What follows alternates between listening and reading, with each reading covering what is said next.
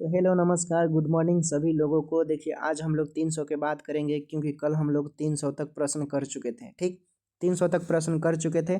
आज हम लोग 300 से आगे बढ़ेंगे। ठीक, जो हम बता रहे हैं आप तन मन धन से लग कर कीजिए। ठीक है ना। सूर्य की हर नई किरण आपको एक नई अभिलाषा देती है कि आज मैं कुछ अलग करने वाला हूँ। ठीक है, जो समय आपसे बीत गया है चला गया है वो दोबारा नहीं आने वाला है। जब आप सुबह उठते हैं तब लगता है कि कितना एनर्जी रहता है कि आज मैं ये करूँगा, आज ये करना है। ठीक है, पिछले जो कल मैंने किया जो मिस्टेक हुआ वो सुधार करूँगा या करूँगी। ठीक है, ऐसा बोलते हैं। तो उसको मद्देनजर रखते हुए अपने मन में जिज्ञासा होना चाहिए। जिज्ञासा मतलब जानने की इच्छा होनी चाहिए। आप जिज्ञासु बनिए कि हमें जो चीज़ नहीं आता है वो जाने। ठीक है, सबको एक दिन मरना है, सब कोई जानता है। ठीक है ना। छोटी छोटी खुशियों के चक्कर में लगेंगे, आप सोचते होंगे कि वो हमेशा के लिए है। ये क्षणिक खुशी है। ठीक है ना, ये क्षणिक खुशी है। अगर आप लंबा खुशी चाहते हैं तो लंबा खुशी के लिए आप मेहनत कीजिए। ठीक है, जितना हो सके उतना मेहनत कीजिए। ठीक है, मानते हैं एक बार में सफलता नहीं मिलेगा, 2 बार में सफलता नहीं मिलेगा, 3 बार में नहीं मिलेगा, लेकिन चौथे बार में एक दिन सफलता जरूर मिलेगा। दोस्तों, एक महिला थी 17 साल बाद शादी के बाद 69 बीपीएससी निकाली हैं। ठीक है, महिला होकर शादी होने के बाद 2 बच्चे होने के बाद भी उन्होंने 17 साल बाद बीपीएससी का एग्ज़ाम निकाला और खान सर के कोचिंग में वो पढ़ती हैं और वहाँ पर गई, इंटरव्यू भी दी हैं। तो आप भी पॉजिटिव रहिए, आप भी बहुत कुछ कर सकते हैं। ठीक है, हर एक इंसान के अंदर एक ऐसी शक्ति होती है जिसके बदौलत तो बहुत कुछ कर सकता है, बस पहचानने की इच्छा होती है। ठीक है, आप बेहतर हैं और आपसे बेहतर कोई नहीं है, बस आपको पहचानने की ज़रूरत है। चलिए आगे क्लास करते हैं। देखिए दोस्तों, आगे है कि प्रतिदिन गैस्ट्रिक जो जे स्रावित होता है वो कितना होता है, कितना होता है। देखिए ये प्रतिदिन जो स्रावित होता है ना, ये 2000 मिलीलीटर होता है। कितना? 2000 मिलीलीटर, याद रखिएगा। चलिए आगे प्रश्न देखते हैं। आगे आपसे पूछा गया है कि मानव में छोटी आंत की लंबाई कितनी होती है। मानव में छोटी आंत की लंबाई कितनी होती है? तो दोस्तों ये 6 मीटर होता है। कितना होता है? 6 मीटर। मानव में छोटी आंत की लंबाई 6 मीटर होता है। उसके बाद देखिए, अब भोजन का पाचन जो होता है छोटी आंत से ही होता है दोस्तों। ठीक है, अपशिष्ट पदार्थ आ जाते हैं इसमें, तब लगता है कि ओ माय गॉड आपको जाना है बाहर अपशिष्ट पदार्थ निकालने। ठीक है, बड़ी आंत लार्ज इंटेस्टाइन की लंबाई कितनी होती है? बड़ी आंत को बोलते हैं लार्ज इंटेस्टाइन। इसकी लंबाई कितनी? छोटी आंत का तो अभी बताया मैंने 6 मीटर। अब बताइए बड़ी आंत का कितना लंबाई होता है? तो बड़ी आंत की जो लंबाई होता है दोस्तों वो 1.5 मीटर होता है। छोटी आंत मतलब 6 मीटर, बड़ी आंत मतलब 1.5 मीटर, ऐसे याद रखिएगा। उसके बाद है कि पैनक्रियाज का वेट कितना होता है? पैनक्रियाज का वेट कितना होता है? चलिए बताइए। यहाँ पर दिया है ऑप्शन कि जो आपका पैनक्रियाज होता है, ठीक है, पैनक्रियाज, इसकी वेट कितना होता है? वेट पूछा है, लंबाई नहीं। ठीक है, तो वेट इसका कितना हो जाएगा? तो इसका वेट होता है 60 ग्राम। याद रखिए कितना? 60 ग्राम होता है दोस्तों। आगे देखिए, आगे है कि स्टोमक के भाग क्रमशः होते हैं। जो स्टोमक के भाग होते हैं वो कितना होता है? स्टोमक जो होता है ना उसका कितना भाग होता है हमारे शरीर में, कौन कौन सा होता है, उसमें क्या क्या होता है? ऑप्शन के अकॉर्डिंग देख लीजिए, आप बताइए। देखिए तो इसमें जो होता है, एक तो सबसे पहले आपका फोंडस होगा, फोंडस। उसके बाद पूरा बॉडी उसी की वजह से होता है। फिर उसके बाद पाइलोरस। ठीक है, तो देखिए ये ऐसा कहीं दिया है क्या? तो फोंडस, बॉडी, पाइलोरस, देखिए दिया हुआ ये नंबर में, तो ये आपका राइट आंसर हो गया। आगे देख लीजिए। आगे आपसे पूछा है कि अमाशय में कितने कर्व पाए जाते हैं। अमाशय में कितने कर्व पाए जाते हैं? देखिए अमाशय में जो कर्व होते हैं ना, ये पाए जाते हैं 2। कितने? 2 पाए जाते हैं। आगे है प्रश्न कि स्टोमक एब्डोमिनल कैविटी के कौन से भाग में उपस्थित होता है?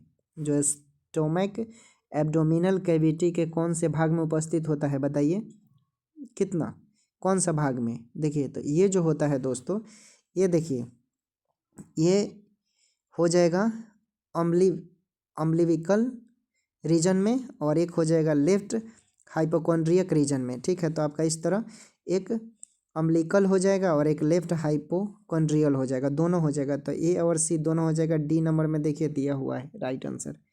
आगे देखिए, आगे आपसे पूछा है कि छोटी आंत में अमाशय के द्वारा पचित भोजन क्या कहलाता है। अभी थोड़ी देर पहले बताया कि भोजन आपका जाएगा बड़ी आंत में, लेकिन पचने के बाद भोजन कहाँ चला जाता है, छोटी आंत में, ठीक है। और वहीं से जब छोटी आंत में भोजन पच कर जाता है तो आपको लगता है कि लघु शंका लगा है, ठीक है ना।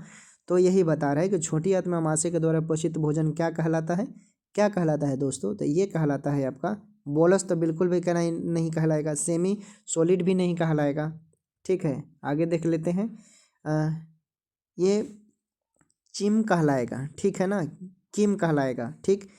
किमी छोटे छोटे भाई रूप में होता है, उसी को ना किमिया बोलते हैं, देखिएगा दूसरे तो उसी को बोलते हैं, लिक्विड फॉर्म में नहीं रहता है, बी राइट आंसर होगा, ठीक है। चलिए आगे देख लीजिए। आगे है कि वैलेट पैपिलेज के द्वारा कौन सा स्वाद का अनुभव होता है। जो वैलेट पैपिलेज होता है उसके द्वारा कौन सा स्वाद का अनुभव होता है, तो देखिए इसके द्वारा जो स्वाद होता है दोस्तों बहुत कड़वा लगता है, बाप रे, आंवला जैसा लगता है, ठीक है ना। आंवला खाइएगा ना सर्दी के दिन में, खांसी नहीं होगा। चलिए आगे देख लीजिए।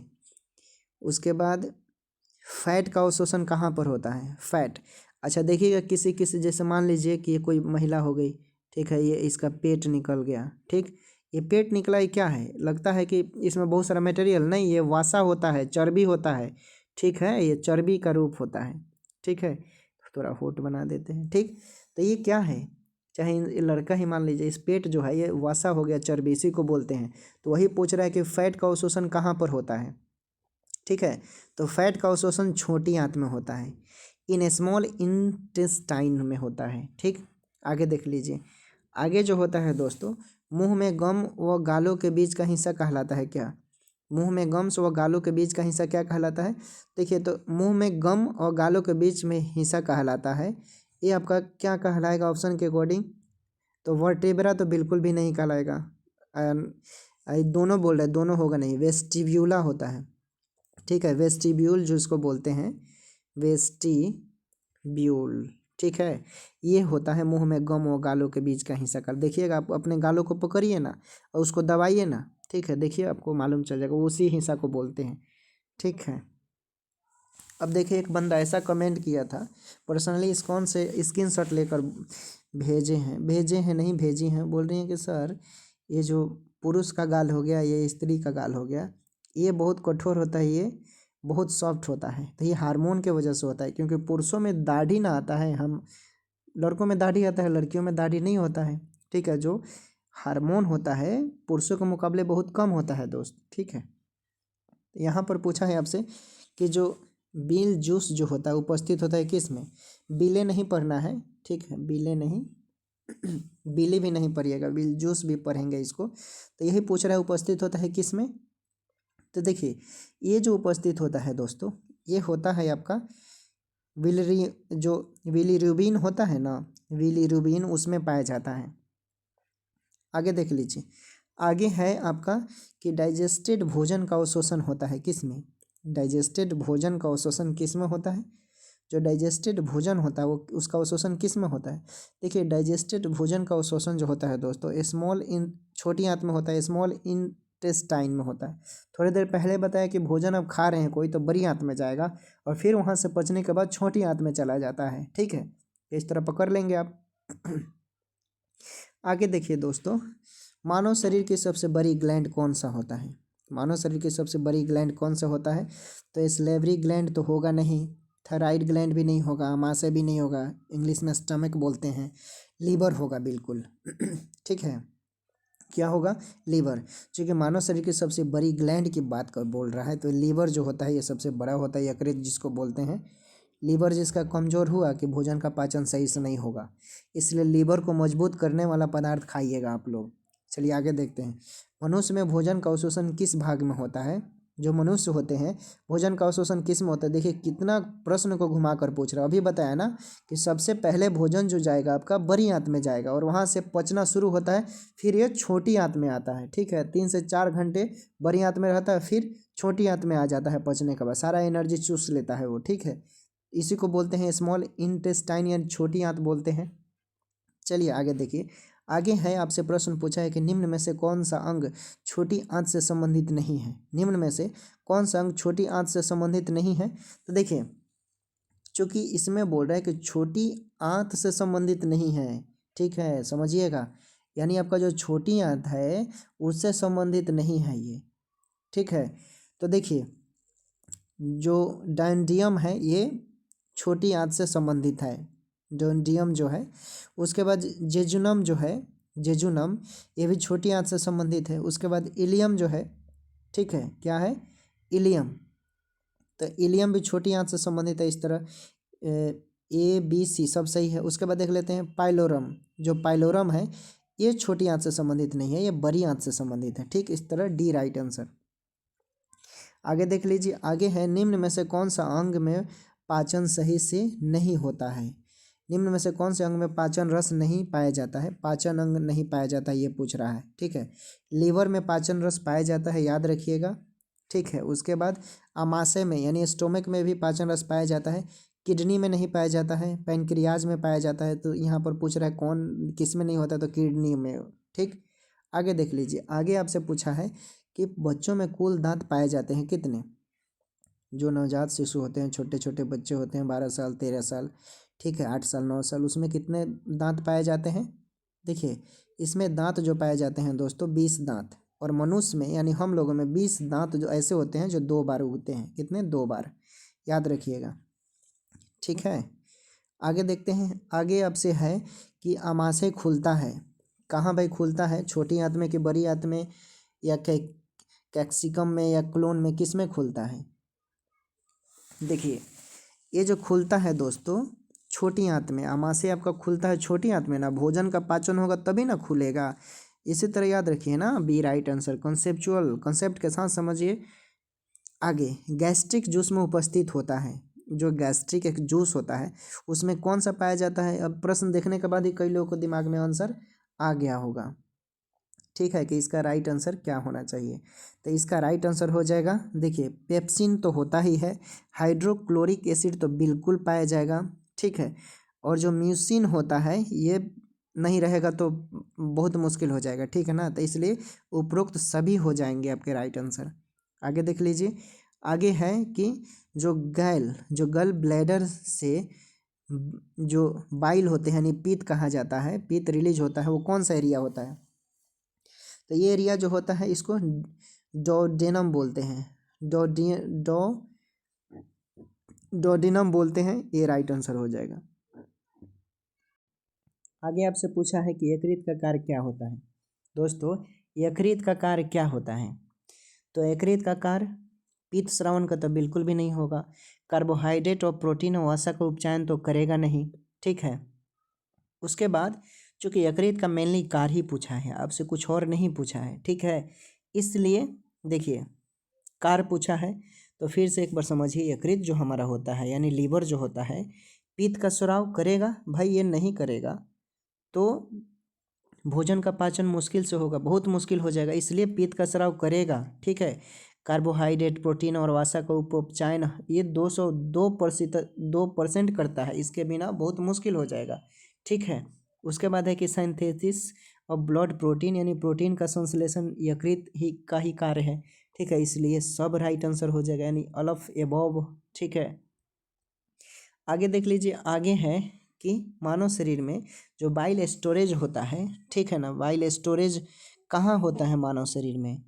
तो बाइल स्टोरेज की बात पूछा है तो भाई ये गैल ब्लेडर जो होता है ना, गैल ब्लेडर जो जिसको पिताशय बोलते हैं, पिताशय, मुर्गा का पित्त अगर मीट में मिल जाएगा तो आप खा पाएंगे, नहीं खा पाएंगे, ठीक है, चाहे मटन हो गया, ठीक है, ये सब।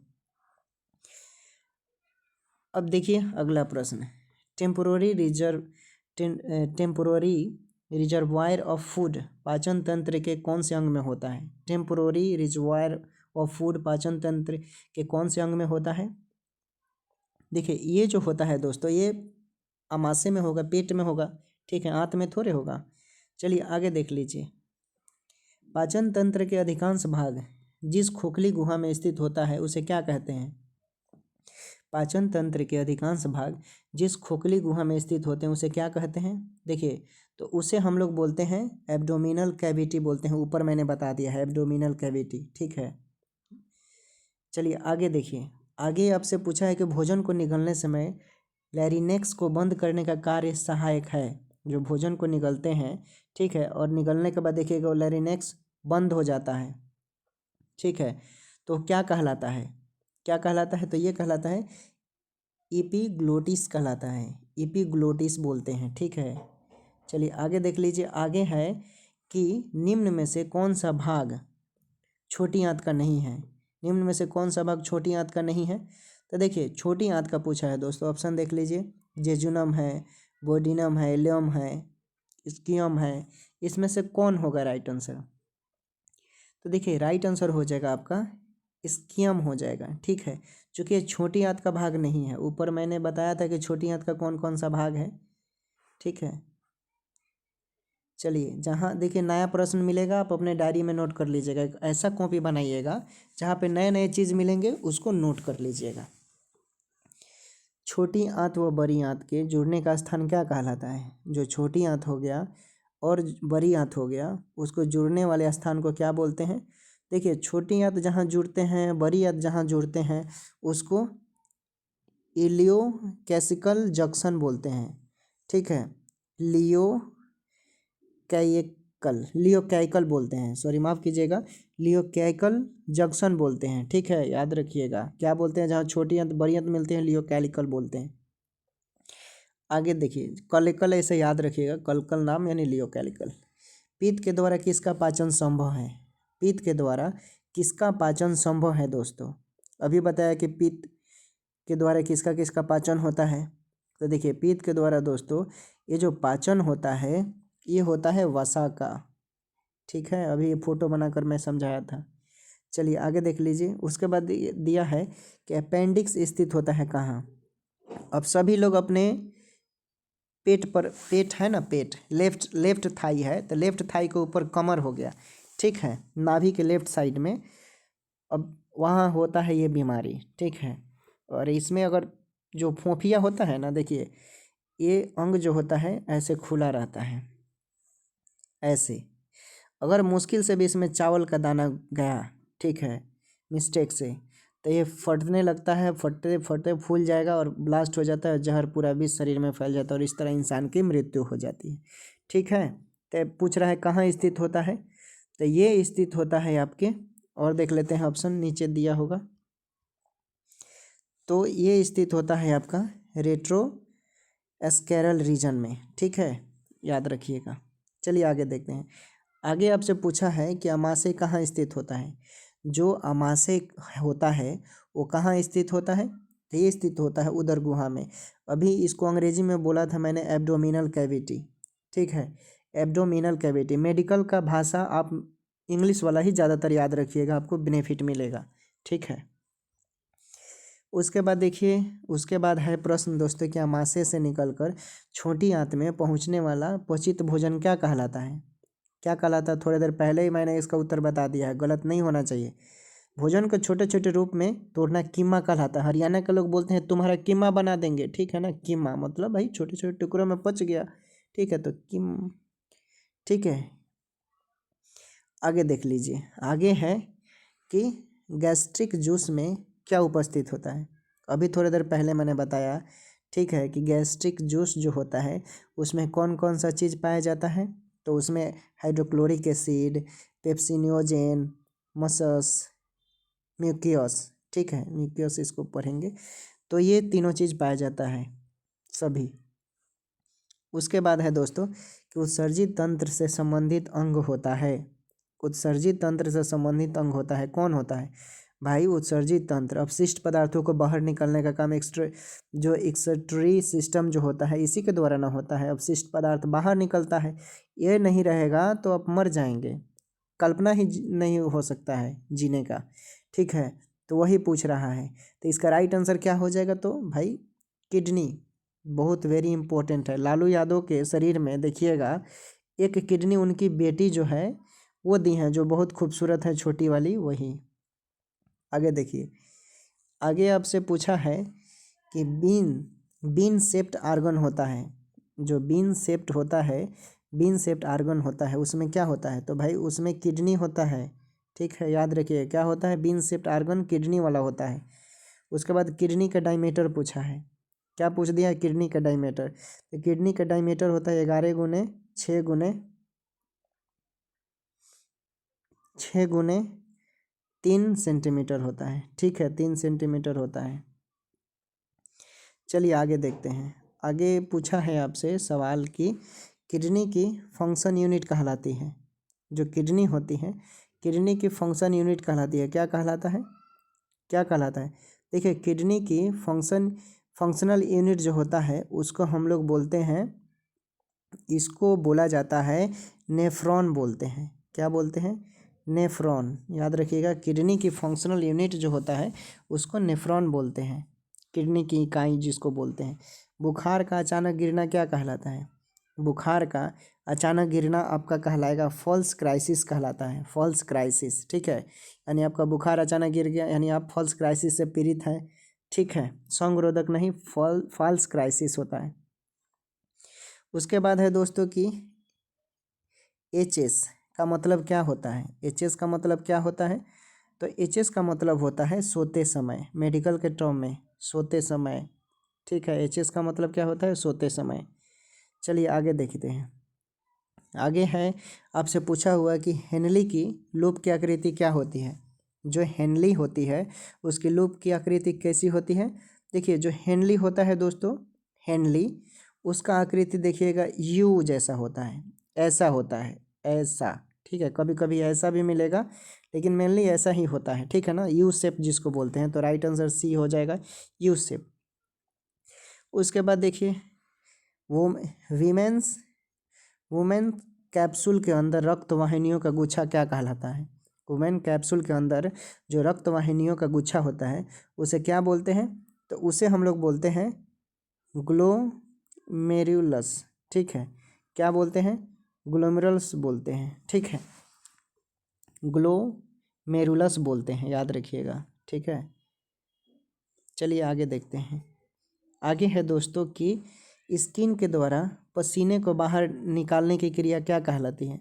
जो स्किन होते हैं, स्किन के द्वारा पसीने को बाहर निकालने की क्रिया क्या कहलाती है। तो ये तो सभी को आना चाहिए। ठीक है, आसान प्रश्न है, आसान भी नहीं है, जो लोग जानते हैं वो वही बताएंगे, सब लोग नहीं बता पाएंगे। इसको बोलते हैं परसिपिरेशन। ठीक है, आदान प्रदान। चलिए आगे देखिए, मूत्र निर्माण की प्रक्रिया को रुकना क्या कहलाता है। यूरिन फॉर्मेशन को क्या बोलते हैं, क्या बोलते हैं, तो इसको बोलते हैं दोस्तों एनयूरिया, एनयूरिया बोलते हैं। याद रखिएगा, ये नंबर में दिया हुआ एनयूरिया। चलिए आगे देख लीजिए। आगे आपसे पूछा है कि मूत्र में पीला रंग किसकी उपस्थिति के कारण होता है। भाई किसकी उपस्थिति के कारण होता है, तो बताइए। ऑप्शन आपके समक्ष दिखाई दे रहा है, क्या राइट आंसर होना चाहिए। देखिए तो इसको बोलते हैं यूरोक्रोम। यूरोक्रोम के कारण जो मनुष्य का मूत्र होता है वो पीला होता है। अब ठीक है, कई लोग यूरिया बोलेंगे, यूरिया नहीं होता है दोस्तों। ठीक है ना, यूरोक्रोम के वजह से मनुष्य का जो मूत्र का पीला रंग होता है वो यूरोक्रोम के वजह से होता है। चलिए आगे देखिए। आगे आपसे प्रश्न पूछा है कि एक किडनी में पाए जाने वाले नेफ्रॉन की संख्या क्या होती है। एक किडनी हो गया, ठीक, और उसमें पाए जाने वाले जो नेफ्रॉन होते हैं, कितना लगभग नेफ्रॉन होना चाहिए। ये लगभग में है, एग्जैक्ट नहीं है। ठीक है, नेफ्रॉन की संख्या कितनी होती है, तो ये जो होता है दोस्तों 10 लाख, लगभग 10 लाख के बराबर होता है। ऑप्शन ए में दिया हुआ है 10 लाख। ठीक है, चलिए आगे देखते हैं। आगे है आपका कि मूत्र में लाल रक्त कणिकाओं की उपस्थिति कहलाती है। मूत्र में लाल रक्त कणिकाओं की उपस्थिति क्या कहलाती है। देखिए मूत्र में जो लाल रक्त कणिकाएं होती हैं उसको हम लोग हेमाटाइट बोलते हैं, हेमाट्यूरिया बोलते हैं। क्या बोलते हैं, हेमाट्यूरिया। ठीक है, हेमाटाइट का भाग होता है, हेमाटाइट तो लोहे का अयस्क होता है, लेकिन हेमाट्यूरिया बोलना है। ठीक है, आगे देखिए। आगे है कि मानव शरीर का सबसे बड़ा अंग कौन सा होता है। ये तो बहुत सिंपल है, फंसना नहीं चाहिए। मानव शरीर का सबसे बड़ा अंग कौन सा है, तो मानव शरीर का सबसे बड़ा अंग भाई स्किन है ना, त्वचा है ना, इससे बड़ा कोई चीज़ है। पूरा खाल से ही आप ढके हुए हैं, आपके सामने आपका चमड़ी निकाल दिया जाएगा तो आप भागने लगेंगे, किसी को पसंद नहीं करेंगे। ठीक है ना, बस ये जो चमड़ी, इंसान एक चमड़ी के पीछे भागता है कि ये काला चमड़ी है, ये लड़की है काली वाली, ये लड़का है काला चमड़ी वाला, ये लड़की गोरी वाली है। ठीक है ना, बाकी चमड़ी के अंदर हर चीज़ एक ही जैसा है। ठीक है ना, चमड़ी को देख कर लोग एक दूसरे को फील करते हैं। हाइपोथैलेमस जो होता है क्या करता है, फीलिंग्स क्रिएट करता है। चलिए आगे देखते हैं। आगे है दोस्तों कि जो त्वचा का अध्ययन होता है, त्वचा का अध्ययन उसको क्या बोलते हैं, त्वचा का अध्ययन क्या कहलाता है। देखिए त्वचा का अध्ययन जो होता है इसको डर्मेटालॉजी बोलते हैं। डर्मेटालॉजी क्या बोलते हैं? डर्मेटालॉजी। त्वचा का अध्ययन डर्मेटालॉजी कहलाता है। चलिए अगला प्रश्न देखते हैं। त्वचा एवं बालों का रंग निर्धारित किसके द्वारा होता है? जो त्वचा होता है एवं बाल होते हैं उसके द्वारा रंगों का निर्धारण होता है। किसके द्वारा होता है? तो देखिए ये बालों का निर्धारण जो होता है ये मेला मिटेगा कैसे? यहाँ से मिटेगा तो इसको क्या बोलते हैं? इसको बोलेंगे मेलानिन। ठीक है, मेलानिन बोलते हैं। त्वचा एवं बाल देखिए किसी किसी का पकने लगते हैं, जैसे मेरे ही बाल हो गए तो एक आध पक रहे हैं। ठीक है, तो इसी को मतलब होता है निर्धारण कौन करता है? तो मेलानिन पिगमेंट होता है। ठीक है, आगे देखिए। आगे है कि इनर लेयर ऑफ स्किन होता है। इनर लेयर ऑफ स्किन कैसा होता है? वो किस रूप में होता है? तो ये दोस्तों होता है आपका डर्मिस के फॉर्म में। कितना? डर्मिस के फॉर्म में। ठीक है दोस्तों, 50 प्रश्न हो गया। 50-50 ही रखिए। ठीक है, किसी किसी दिन ज़्यादा करवा देंगे, किसी किसी दिन कम करवा देंगे। ठीक है, ताकि आपको बोझ नहीं लगे। ठीक है, तो चलिए फिर जैसा होगा हम अगले क्लास में मिलेंगे। ठीक है, कितने मिनट का क्लास हुआ है?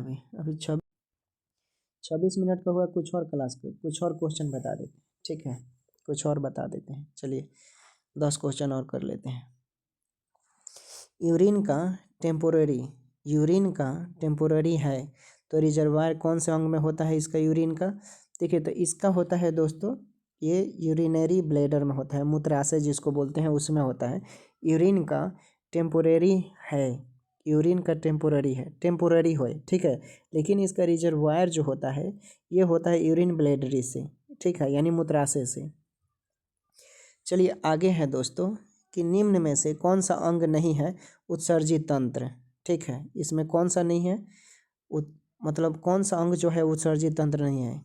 एक्सक्रीटरी सिस्टम जो है नहीं है इसमें। तो देखिए इसमें जो है क्या किडनी होगा? किडनी तो बिल्कुल भी नहीं होगा। यूरेटर होगा? यूरेटर भी नहीं होगा। त्वचा भी नहीं होगा। आमाशय होगा, क्योंकि उत्सर्जित तंत्र आमाशय के अंदर ही एक छोटी आंत होती है जिसके द्वारा उत्सर्जन तंत्र के माध्यम से अपशिष्ट पदार्थों का बाहर निकालना माध्यम कहलाता है ये। ठीक, आगे देखिए। आगे है दोस्तों कि शरीर के उत्सर्जित पदार्थों को बाहर किसके द्वारा निकाला जाता है? अभी मैंने बताया है। ठीक है, ऊपर 2-3 बार ये रिपीटेड हुए हैं। शरीर के द्वारा उत्सर्जित पदार्थों को बाहर निकालना प्रोसेस कौन सा कहलाता है? तो देखिए ये कहलाता है दोस्तों जो किडनी होता है, ब्रीक होता है। ठीक है ना, उसके द्वारा ही आपका उत्सर्जन पदार्थों के द्वारा बाहर निकाला जाता है। ये नहीं करेगा तो फिर मुश्किल हो जाएगा। ठीक है, चलिए आगे देखते हैं। ह्यूमन किडनी का वेट होता है, जो ह्यूमन किडनी होता है उसका वेट कितना होता है? देखिए ह्यूमन किडनी जो होता है ना दोस्तों ये 140 ग्राम होता है। कितना? 140 ग्राम। चलिए आगे देखते हैं। आगे है ग्लूकोज का रीनल थ्रेशोल्ड होता है। ग्लूकोज का रीनल थ्रेशोल्ड कितना प्रतिशत होता है? तो देखिए ये जो होता है दोस्तों 180% होता है। कितना? 180% होता है। चलिए आगे देखते हैं। आगे है दोस्तों कि निम्न में से कौन सी यूरिनरी सिस्टम संरचना संबंधित नहीं है?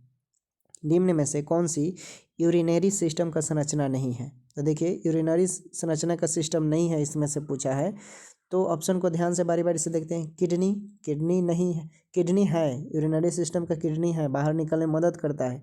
यूरिनरी ब्लैडर यानी मूत्राशय जिसको बोलते हैं वो भी है। यूरेटर भी है। एड्रिनल जो एड्रिनल ग्रंथि होती है वो नहीं है। ठीक है ना, एड्रिनल ग्रंथि नहीं होती है। उसके बाद है कि फर्स्ट क्रेनियल नर्व होती है। फर्स्ट क्रेनियल नर्व होता है, ऑप्शन देख लीजिए। तो ओल्फैक्टरी नर्व में होता है, बिल्कुल सही है। और ऑप्टिक नर्व में नहीं होता है। ठीक है, हाइपोग्लोस्कल में नहीं होता, हाइपोग्लोसल में नहीं होता है। ठीक है, उसके बाद जो ट्रिगेमिनल होता है इसमें भी नहीं होता है। सिर्फ हो जाएगा आपका ओल्फैक्टरी नर्व में। ठीक है, ओल्फैक्टरी नर्व में होता है दोस्तों, याद रखिएगा किस में होता है? ओल्फैक्टरी नर्व में होता है। चलिए आगे देखते हैं। आगे है आपका कि डेंड्राइट किसका भाग है? जो डेंड्राइट होता है किसका भाग है? देखिए जो डेंड्राइट होता है ना, ये डेंड्राइट होता है, ये तो नेफ्रॉन का भाग नहीं होता है, नर्व का भी भाग नहीं होता है, न्यूरॉन का भाग होता है। ठीक है, न्यूरॉन का भाग होता है, नेफ्रॉन नर्व का नहीं होता है, न्यूरॉन का डेंड्राइट भाग होता है, याद रखिएगा। ठीक है, समझ गए? तो किसका भाग होगा? न्यूरॉन का। आगे देख लीजिए, आगे आपसे पूछा है कि कुल क्रैनियल नर्व होती है, इसकी संख्या पूछा है कि क्रैनियल नर्व की संख्या कितनी होती है। देखिए क्रैनियल नर्व जो होता है 10 तो होगा नहीं, 13 नहीं होगा, 8 नहीं होगा, ये कितना होता है? 12 होता है। ठीक है, तो राइट आंसर 12 हो जाएगा। चलिए आगे देखते हैं। आगे है कि जो ब्रेन एंड स्पाइनल कॉर्ड होता है ये किससे ढका रहता है? जो ब्रेन और स्पाइनल कॉर्ड जो होता है ये किसके द्वारा ढका रहता है? देखिए ये जो ढका रहता है ये पेरिट्रियम लोब से तो ढका नहीं रहेगा, उत्तक से तो बिल्कुल नहीं ढका रहेगा। ठीक है, गैंग्लिया से तो बिल्कुल ढका नहीं रहेगा, ये ढका रहता है मेनिंजिस से। ठीक है, मेनिंज से ढका रहता है ये। देखिए ये नंबर में दिया हुआ है, तो ये राइट आंसर हो जाएगा। ठीक है, तो 60 प्रश्न ही रहने देते हैं, फिर कल 100 प्रश्न करवाएंगे। ठीक है, तो टेक केयर, बाय बाय, अपना ख्याल रखें। और आपको इसका PDF वगैरह चाहिए तो ख़त्म होगा तो मैं आपको दे दूंगा। ठीक है, टेलीग्राम डिस्क्रिप्शन में लिंक है, ज्वाइन जरूर कीजिएगा। वहाँ पर सारे इन्फॉर्मेशन मैं बताता रहता हूँ स्वास्थ्य विभाग से रिलेटेड। ठीक है, हेल्थ डिपार्टमेंट को लेकर। ठीक है, PCS जनरल के लिए अलग ग्रुप है, स्टैंड BPSC और NM GNM के लिए अलग ग्रुप है, तो डिस्क्रिप्शन में लिंक है, आप ज्वाइन कर लीजिएगा, मददगार होगा। टेक केयर, बाय बाय, अपना ख्याल रखिए, देखते रहें स्टैंड BPSC।